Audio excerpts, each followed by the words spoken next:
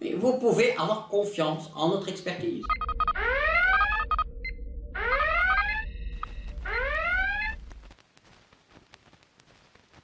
Bonjour professeur, j'ai une question pour vous. Est-ce que vous savez si l'école a le droit de m'exclure?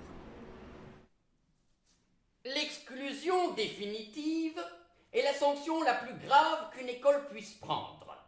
Pour être légale, il faut qu'une telle sanction soit proportionnée aux faits reprochés. La loi précise que peut être mis à la porte d'une école l'élève qui s'est rendu coupable de faits 1. Portant atteinte à l'intégrité physique, psychologique ou morale d'un membre du personnel ou d'un élève. 2. Compromettant l'organisation ou la bonne marche de l'établissement. 3. Faisant porter un préjudice à l'établissement moral ou matériel grave. Il existe une autre raison légale d'exclusion. L'école peut exclure un élève majeur s'il totalise plus de 20 demi-journées d'absence non justifiée. Donc, une école ne peut exclure un élève que pour des faits graves qui se sont produits dans le cadre scolaire. Mais concrètement, c'est quoi des faits graves? La loi précise les faits pouvant entraîner une exclusion définitive. Premièrement, tout coup et blessure volontaire. Deuxièmement, le fait d'exercer volontairement et de manière répétée une pression psychologique insupportable par menaces, insultes, injures, calomnies ou diffamation. Troisièmement, le racket. Quatrièmement, tout acte de violence sexuelle. Et enfin, cinquièmement, la détention ou l'usage d'une arme. Ok, je comprends mieux ce que ça veut dire grave. On est bien d'accord. Oublier son journal de classe, son plumier, ou même claquer la porte, c'est pas pour des choses comme ça qu'on peut être exclu. Mais si je suis exclu, je dois quitter l'école tout de suite? Si les faits sont très graves, la direction de l'école peut exclure provisoirement l'élève pendant la durée de la procédure d'exclusion définitive. Cet écartement provisoire ne peut dépasser 10 jours.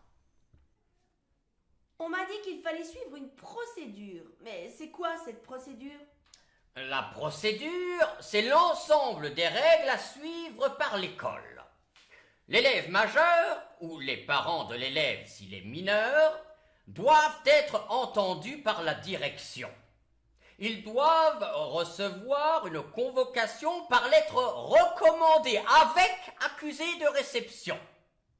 L'audition a lieu au plus tôt le 4e jour ouvrable qui suit la convocation. La direction doit leur exposer les faits et les entendre. Les parents ou l'élève majeur ont le droit de se faire assister. Si elle est maintenue, l'exclusion définitive doit être signifiée par lettre recommandée. L'exclusion doit bien sûr être motivée. Tout s'arrête là alors? Pas toujours. Les parents ou l'élève majeur ont 10 jours ouvrables pour introduire un recours auprès du pouvoir organisateur de l'établissement. Mais attention, un recours ne suspend pas la décision prise. Est-ce qu'une décision de non-réinscription doit être traitée comme une exclusion définitive? Oui, une non-réinscription est une exclusion définitive. Tout ce qui vient de vous être expliqué s'applique aussi à une décision de non-réinscription.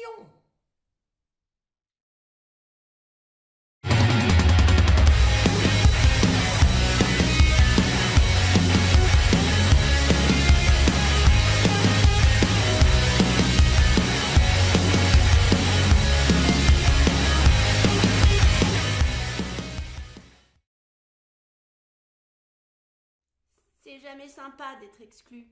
C'est parfois injuste. En tout cas, c'est toujours grave. N'hésite pas à te faire aider.